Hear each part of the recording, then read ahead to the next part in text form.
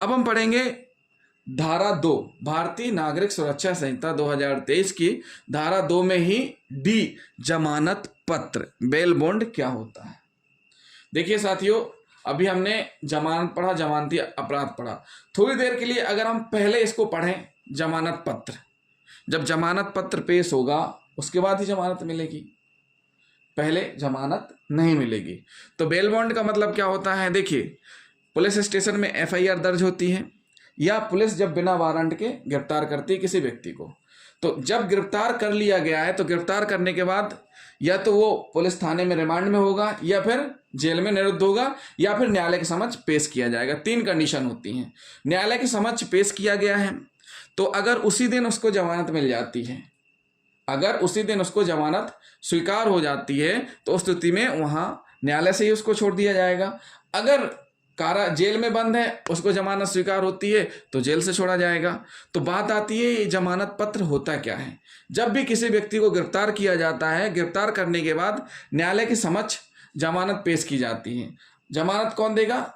एक दूसरा व्यक्ति सशर्त देगा, वो भी सिक्योरिटी के साथ में। और न्यायालय जितनी प्रतिभूति यानी जितने रुपए की जमानत स्वीकार करेगी, जैसे 20,000, 50,000, 40,000, 1,00,000 रुपए, तो उतनी ही राशि का संपत्ति के संबंधित कागजात न्यायालय में पाबंद करवाने पड़ेंगे। जैसे जमीन है 2 एकड़, 5 एकड़, 1,00,000 रुपए की जमानत स्वीकार हुई तो वो एक फ्रेश बंदी, डुप्लीकेट नहीं चलेगी। जमानत पत्र में डुप्लीकेट नहीं चलेगी। और साथ ही साथ ऐसी भी संपत्ति से संबंधित या बंदी या ऐसा कुछ कागजात नहीं चलेगा, रजिस्ट्री नहीं चलेगी जिसमें ऑलरेडी पहले से जमानत है, फ्रेश चाहिए होती है। तो जमानत पत्र का मतलब ये होता है कि गिरफ्तार व्यक्ति के अलावा दूसरा व्यक्ति जमानत स्वीकार होने पर इस बात की गारंटी लेता है कि 50,000 रुपए के मुचलके पर आरोपी को रिहा करवाएगा। और साथ ही साथ यह भी निश्चित रहता है कि अगर मान के चलिए जो आरोपी व्यक्ति है वह पेशी पर उपस्थित नहीं हो रहा है तो उसकी जवाबदारी होगी।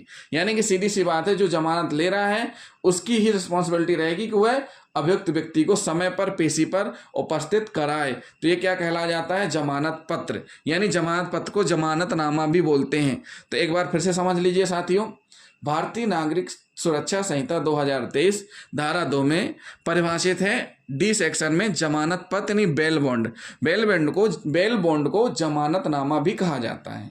जमानतनामा का मतलब ये होता है जब कोई व्यक्ति ऐसा अपराध करता है जिससे गिरफ्तार कर लिया जाता है, उसकी कंडीशंस कैसी रहती है? या तो वह बिना वारंट के गिरफ्तार किया गया है या वारंट के निष्पादन में गिरफ्तार किया गया है, जैसे भी कंडीशन रहती है, लेकिन वो कस्टडी में रहता है। जब व्यक्ति कस्टडी में रहता है तो उसको न्यायालय में पेश किया जाता है। जब न्यायालय में पेश किया जाता है तो उस समय पेश करने पर न्यायालय चाहे तो जमानत स्वीकार भी कर सकते हैं और न्यायालय चाहे तो जमानत से इनकार भी कर सकते हैं। अगर न्यायालय ने जमानत स्वीकार कर ली और न्यायालय ने कहा कि 50,000 रुपए के मुचलके पर रिहा किया जाएगा, जमानत मुचलके पर, तो इस कंडीशन में एक ऐसा व्यक्ति पेश करना पड़ेगा अभियुक्त को कि जो उसकी जमानत ले सके, सशर्त वो भी उतनी संपत्ति पाबंद कराकर। पाबंद मतलब उसमें ये हो जाएगा कि अगर आरोपी व्यक्ति अभियुक्त समय पर पेशी में उपस्थित नहीं होता है, जिसकी उपस्थित करने की जवाबदारी जमानतदार की होगी, तो उस स्थिति में